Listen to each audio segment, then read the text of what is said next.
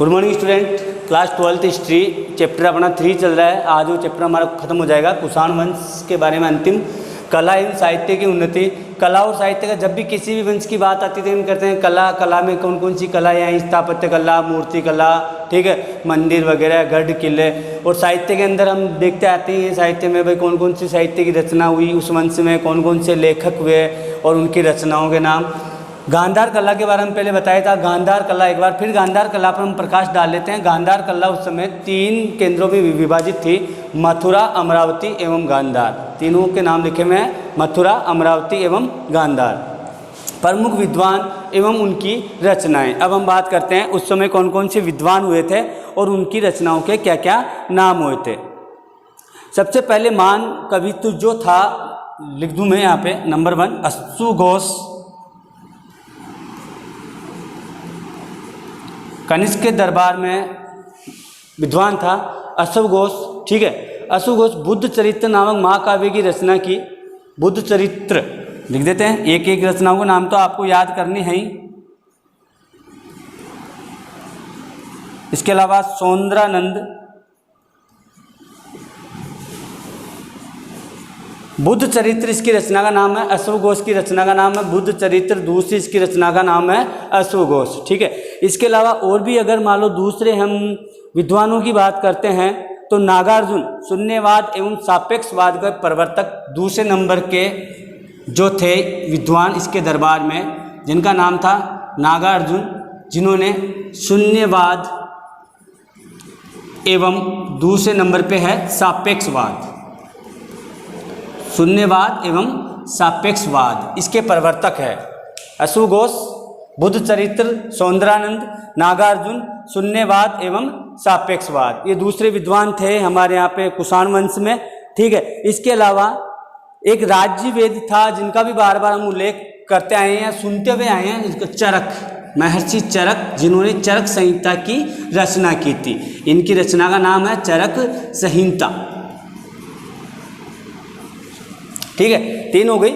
तो कला एवं साहित्य की जब भी बात आई, गांधार कला के बारे में हमने प्रकाश डाला, जिसे इंडो ग्रीक भी कहा जाता है, हिंद यूनानी हिंदी में कहा जाता है। यानी कुछ जो शैली हमारी हिंदुओं की यानी भारत की अपनाई गई और कुछ जो यूनानियों की अपनाई गई मिश्रित कला का विकास हुआ, उसे गांधार कला के नाम से जाना जाता है। जहाँ गांधार कला के प्रमुख जो केंद्र थे वो 3 थे, मथुरा, अमरावती एवं गांधार, ठीक है। अब हम विद्वानों की बात से, अश्वघोष, इसकी रचनाओं के नाम नागार्जुन, जिन्होंने शून्यवाद एवं सापेक्षवाद, एक महर्षि चरक हुए जिन्होंने चरक संहिता का निर्माण कहा है, और उनको इसके अलावा जो बात करते हैं हम नागार्जुन की, इनको भारत का आइंस्टाइन भी कहते हैं, ये जरूर याद रखना, इंपॉर्टेंट है।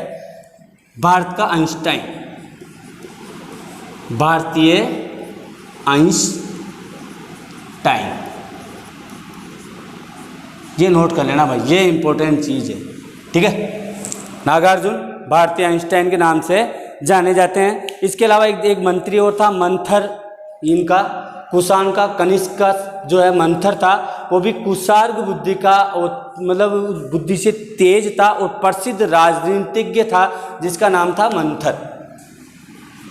ये भी लिख देता हूँ यहाँ पे, मंथर, ठीक है। ये कनिष्क के दरबार में था मंथर, प्रमुख राजनीतिज्ञ था, कुशार्ग बुद्धि का था, चतुर था, ठीक है। तो ये बात हुई कुषाण वंश की कला एवं साहित्य के बारे में। अब कुषाण वंश जो सबसे ज़्यादा प्रसिद्ध रहा, उसमें कुषाणों की जो है मुद्राएं, उसके बारे में नोट कर लिया होगा आपने। साहित्य कला, गांधार कला, प्रमुख विद्वान, रचनाएं और उनके नाम, अश्वघोष, बुद्ध चरित्र, सौंदरानंद, नागार्जुन, शून्यवाद, सापेक्षवाद, और भारत के आइंस्टाइन के नाम से भी जाने जाते हैं, और चरक, जिन्होंने चरक संहिता का निर्माण किया, ठीक है। अब अपना टॉपिक है अगला, इसी में मुद्रा। नेक्स्ट टॉपिक ऐसा का ऐसा बना लीजिए आप, कोई दिक्कत नहीं है। और उसके बारे में इसके अंदर आपको लिखोगे मुद्रा। कुषाण वंश के सिक्के बहुत बड़ी संख्या में प्राप्त हुए हैं। कनिष्क प्रथम, हुविस्क तथा वाशिक्स ने सोने तथा तांबे के सिक्के चलाए। उन्होंने चांदी के सिक्के नहीं चलाए, उन्होंने सोने के और तांबे के सिक्के चलाए, सोने एवं तांबे के सिक्के ही कुषाण वंश के शासकों ने चलाए और उनके सिक्कों पर देवताओं के नाम और साम्राज्य के विभिन्न भागों के जो साम्राज्य विस्तार था उनका नाम उनके सिक्कों पर अंकित है। अब हम बात करते हैं निर्माता कनिष्क की। अगला हमारा पॉइंट है जिसे आप निर्माता कनिष्क, इसको तो मैं आपको वैसे पढ़ के समझा रहा हूँ, लेकिन मैं लिख देता हूँ निर्माता कनिष्क की उपलब्धियाँ। कुषाण वंश का महान शासक कनिष्क और सोने के सिक्के चलाने के कारण भी ये प्रसिद्ध है। इसकी उपलब्धियों के बारे में बता देता हूँ तुम्हें। कनिष्क महान निर्माता था। उसके मुख्य स्मारक कलाकृतियाँ पेशावर, मथुरा, इसके अलावा कनिष्कपुर तक्षशिला में पाई गई। तक्षशिला के मीरमुख नगर उसी का स्थापित किया हुआ है, जिसमें मीरमुख नगर एक तक्षशिला में, लिख देता हूँ ये ताकि तुम्हें याद रहे, मीरमुख, ठीक है, मीरमुख ये नगर जो है कनिष्क द्वारा स्थापित है, मीरमुख नगर, ठीक है। ये मीरमुख नगर उसी के द्वारा बसाया हुआ है, जिसमें बड़ा भवन, विहार, अन्य भवन थे। मथुरा उसके समय में एक महान कला का केंद्र बन गया था। इस समय का एक मुख्य अवशेष कनिष्क की सिर रहित एक मूर्ति है। और मुख्य अवशेष की बात करें हम तो एक सिर रहित यानी बिना सिर की एक मूर्ति जो है वो प्रसिद्ध है यहाँ की। और मथुरा जो है उस समय कुषाण वंश में कला का प्रमुख केंद्र बन गया था मथुरा, ठीक है। आगे बात करते हैं विज्ञान की उन्नति। विज्ञान के बारे में हमने पहले पढ़ा कि वो साहित्य एवं कला का संरक्षक था। उसकी भाषा में विज्ञान की सभी शाखाओं का सर्वांगीण विकास हुआ। उसके शासनकाल में अशु घोष, भास, शूद्रक इस विधा के महान साहित्यकार थे। संस्कृत एवं उसकी उन्नति के साथ ही पाली एवं प्राकृतिक भाषा में भी इस युग में उत्कृष्ट रचनाएं लिखी गई। बौद्ध संप्रदाय की प्रगति के फलस्वरूप अनगिनत अवदानों की रचना हुई, जैसे दिव्यावदान आदि। कनिष्क का दरबार विद्वानों, दार्शनिकों एवं वैज्ञानिकों का पोषक था। चरक, सुश्रुत महान चिकित्सक थे। नागार्जुन इस युग का महान वैज्ञानिक था, जिसने सापेक्षवाद एवं शून्यवाद का जो है प्रवर्तक थे वो। यूनानियों के संपर्क में आने के बाद भारतीय ज्योतिष में नवीन सिद्धांतों की स्थापना हुई। खगोल विद्या की वैज्ञानिक प्रामाणिकता बढ़ी। मध्य एवं रोमन साम्राज्य के संपर्क के बावजूद प्रौद्योगिकी के क्षेत्र में भी नई तकनीकी जो है वो विकसित हुई। अब हम बात करते हैं वो गांधार कला की। आइए वापिस गांधार कला की मुख्य विषय वस्तु जो है वो क्या है। मुख्य विषय वस्तु की बात कर लेते हैं हम गांधार कला की। गांधार कला के बारे में बार बार आ चुका है, फिर एक बार गांधार कला पर पूरा प्रकाश डाला हुआ। गांधार कला की मुख्य विषय वस्तु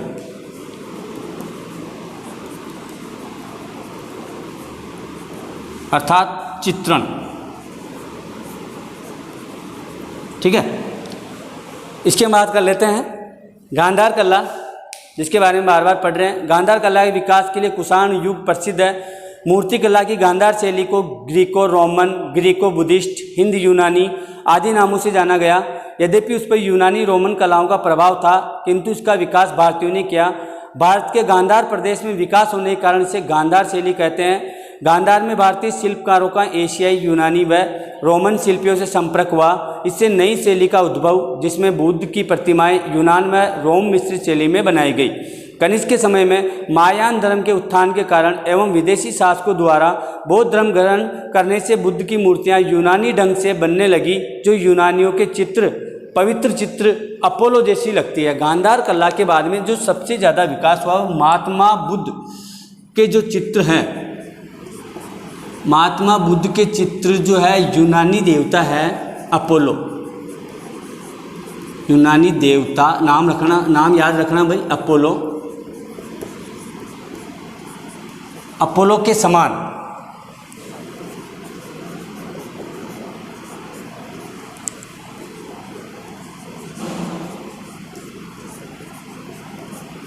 मूर्तियां बनाई गई।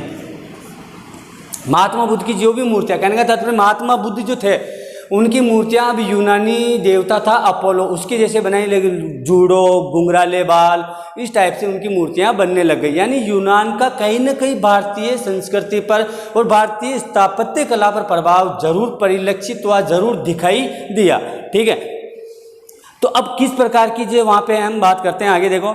गांधार कला की विषय वस्तु भारतीय थी, केवल निर्माता यूनानी थे। इसमें यूनानी श्रृंगार अलंकार की प्रधानता भूरे या सलेटी पत्थर रंगों से बनती थी। बाद में चूने प्लास्टर का प्रयोग होने लगा।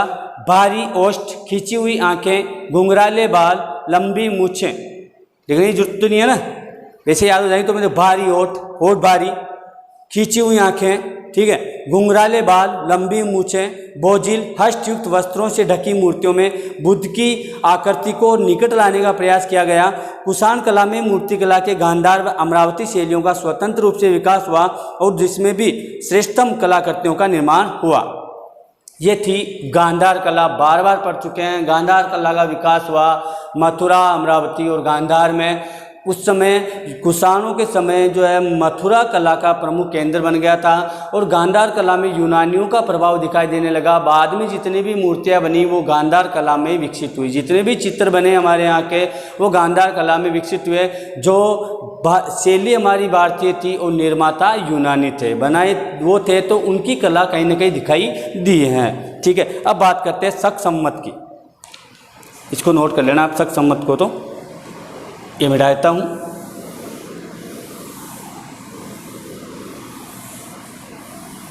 कोशिश कर रहा हूँ आज हमारा ये पूरा हो जाए कुषाण वंश जो ज़्यादा ठीक है, क्योंकि उसके बाद में हमारा चौथा चैप्टर में स्टार्ट करने की हूँ। भाई चौथा चैप्टर हमारा जल्दी स्टार्ट हो जाए। शक सम्मत लिखिए आगे। शक सम्मत हमारे यहाँ अलग अलग सम्मत चलते हैं, इसमें भी एक शक सम्मत है। शक सम्मत जो है इसकी स्थापना शक सम्मत की कनिष्क के सिंहासन रूढ़ होने के समय 78 ईस्वी से एक नया सम्मत चलाया। 78 कनिष्क के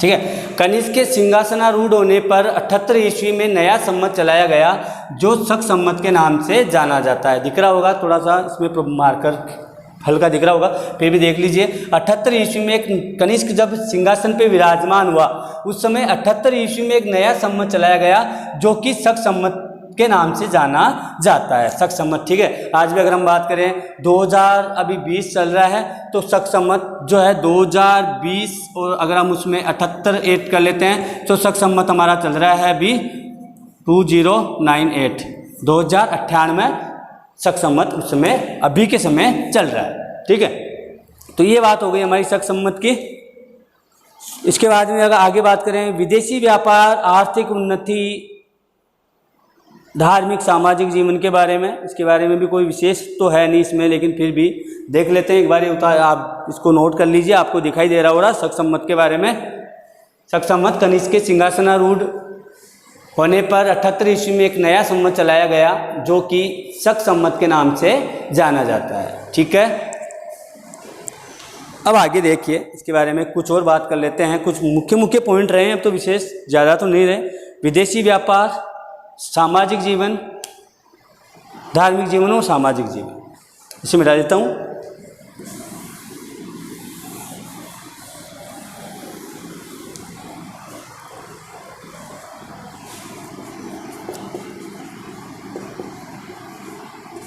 विदेशी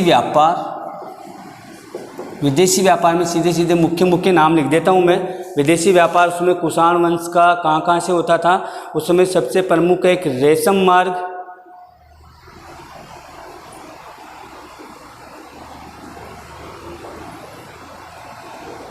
ये इंपॉर्टेंट है, इसमें बार बार आता है। रेशम मार्ग को समझाइए। रेशम मार्ग के बारे में तो मैं लिख देता हूँ, आप नोट कर लेना। रेशम मार्ग, विदेशी व्यापार की उन्नति हुई मध्य एशिया पश्चिम एशिया को जाने वाले विभिन्न मार्गों का विकास हुआ। एक स्थल मार्ग से तक्षशिला काबुल, दूसरे मार्ग से कंधार रेशम मार्ग पर नियंत्रण किया। चीन से चलकर मध्य एशिया से होता हुआ रोमन साम्राज्य तक। ये है चीन से चलकर मध्य एशिया से होता हुआ रोमन साम्राज्य तक, रोमन साम्राज्य तक था। इसे रेशम मार्ग के नाम से जाना जाता है क्योंकि उस समय रेशम का निर्यात रोमन देशों को किया जाता था।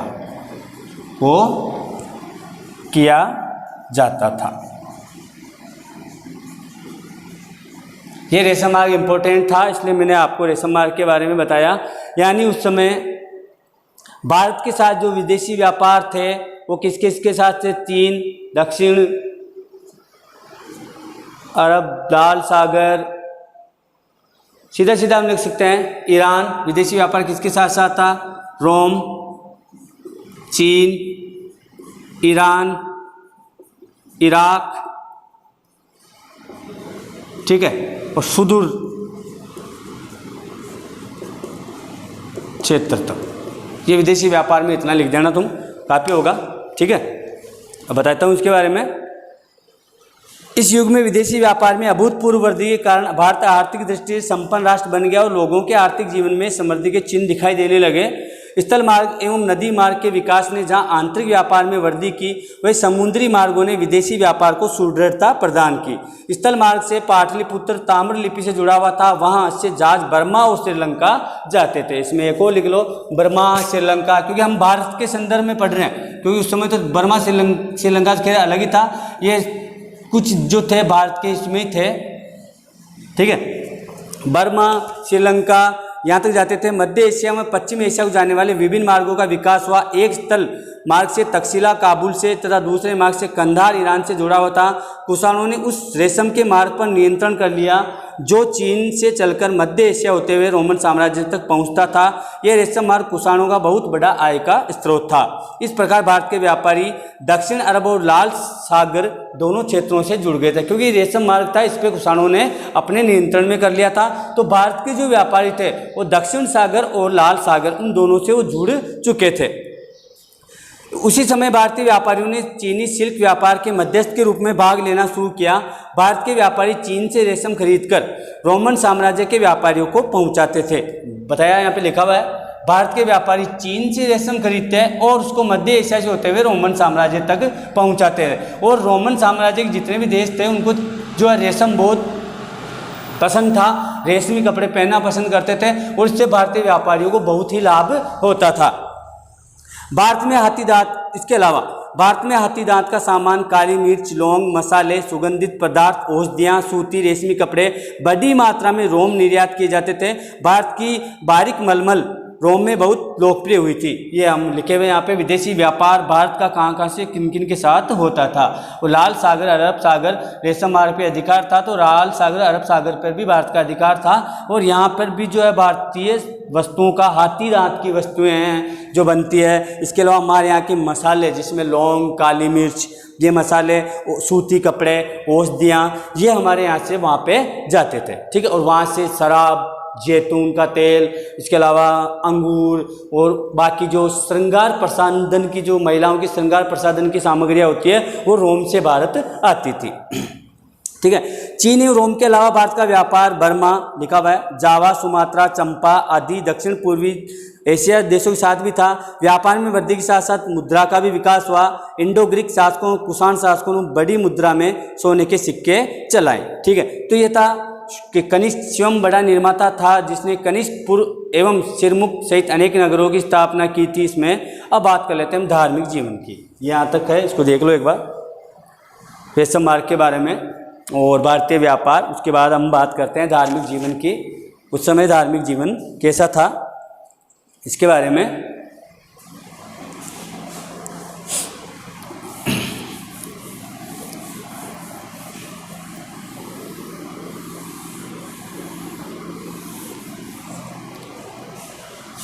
अब हम आगे बात कर लेते हैं धार्मिक जीवन और फिर सामाजिक जीवन। सेम होता है कोई विशेष इसमें, लेकिन फिर भी पॉइंट हम लिख लेते हैं। धार्मिक जीवन में धर्म से संबंधित जितनी भी बातें हैं, उस समय कुषाण वंश के लोग किस प्रकार धार्मिक जीवन उनका था, और सामाजिक जीवन समाज में रहते थे, एक इकाई में रहते थे, और पर उस समय जो था राजतंत्र था। सामाजिक जीवन में समाज, उसके बाद में समाज, परिवार से समाज बनता था, और ये सब जो थे किस रूप से हम मानते हैं तो ये राजतंत्र के अधीन थे। उस समय राजा का शासन था, लेकिन फिर भी राजा के शासन होने के बावजूद भी ऐसा नहीं लगता था कि भाई राजा जो है उन पे अत्याचार कर रहा हो, ऐसा कुछ विशेष नहीं था। ठीक है, धार्मिक जीवन की बात करें तो मौर्य काल में राजस्व की एक विशिष्ट अवधारणा उभर कर आई, जिसमें कुषाण राजाओं ने अपनी तुलना देवताओं से की। उन्होंने देवपुत्र की उपाधि धारण की। धार्मिक जीवन में पढ़ रहे हैं हम। वस्तुतः इन विदेशी शासकों की सामाजिक स्वीकृति हेतु धार्मिक वेदता आवश्यक थी। ऐसी पद्धति समकालीन रोमन, यूनानी और ईरानी पद्धति में विद्यमान थी। इन्होंने सिक्कों पर अपने चित्र छापकर अपने प्रभामंडल को राजत्व से देवत्व सिद्धांत जैसा प्रतिपादित किया था। एक मिनट, इनका जो धार्मिक जीवन था कुषाणों का, इन्होंने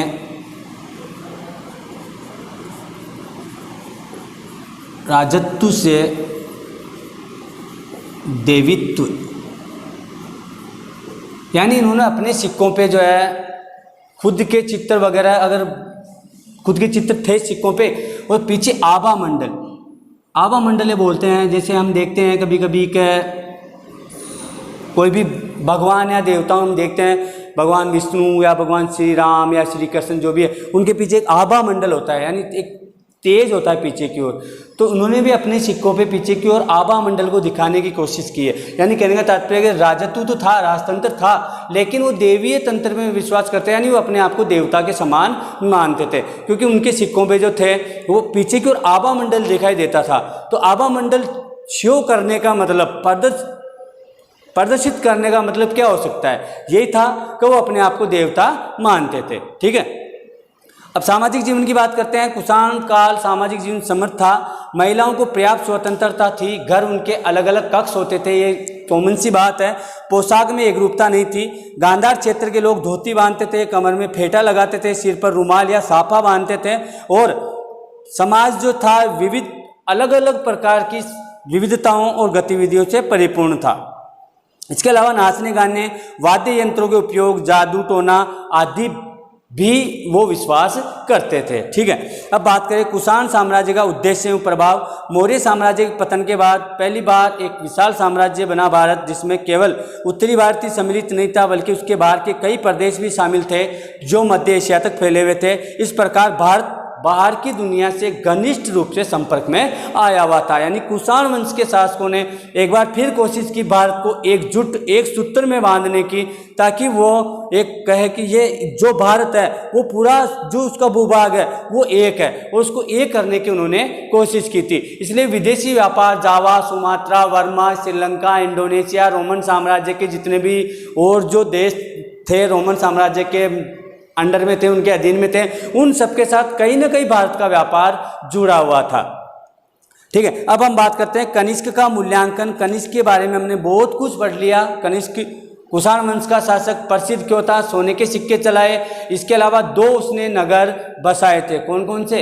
एक था कनिष्कपुर और दूसरा जिसका नाम लिखा था सिरमुख। ठीक है, ये दो ऐसे नगर थे और जिसका महल भवन वगैरह विशाल नगर उसने बसाने की कोशिश की, और सोने के सिक्के उसने चलाए, तो उसकी आर्थिक अवस्था का पता चलता है। और इसके अलावा कनिष्क के दरबार में बड़े बड़े कवि, बड़े बड़े साहित्यकार रहते थे, जिसमें हम एक नाम लेते हैं बार बार, नागार्जुन, जिसको भारतीय आइंस्टाइन के नाम से जाना जाता है। ठीक है, एक चरक था महर्षि चरक, जिन्होंने चरक संहिता की रचना की, और आज भी कहीं ना कहीं उनकी लिखी हुई किताबों से हमें ज्ञान प्राप्त होता है, लाभ प्राप्त होता है। भारतीय संस्कृति कितनी अतुल्य थी उसकी जानकारी हमें मिलती है। कनिष्क के बारे में 23 वर्ष तक युद्ध करने के बाद में आखिर,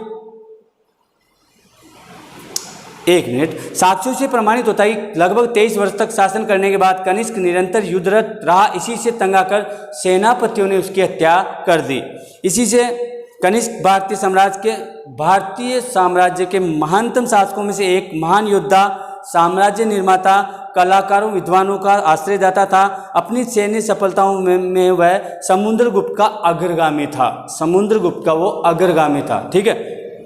अपनी सैन्य सफलताओं में वो समुद्रगुप्त का अग्रगामी था। हर्षवर्धन के समान वह बौद्ध धर्म का प्रचारक, अशोक की तरह महान निर्माता, ठीक है। और कनिष्क की तुलना अशोक से की गई है। बौद्ध धर्म के प्रभाव से दोनों में महान परिवर्तन हुए। धर्माचरण में कनिष्क हमें अशोक का स्मरण कराता है। बौद्ध धर्म में सुधार के लिए उसने अशोक की तरह बौद्ध संगीति का आयोजन करवाया था। दो प्रकार की बौद्ध संगीतियाँ करवाई थी। पढ़ाया था पहले कौन कौन सी बौद्ध संगीतियाँ आपको लिखवाई थी। एक बौद्ध संगीति उसकी हुई थी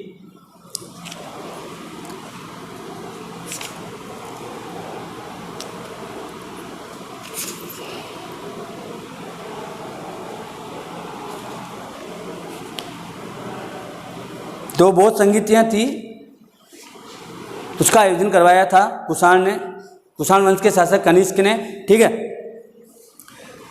एक कश्मीर में करवाई थी और एक तक्षशिला में थी।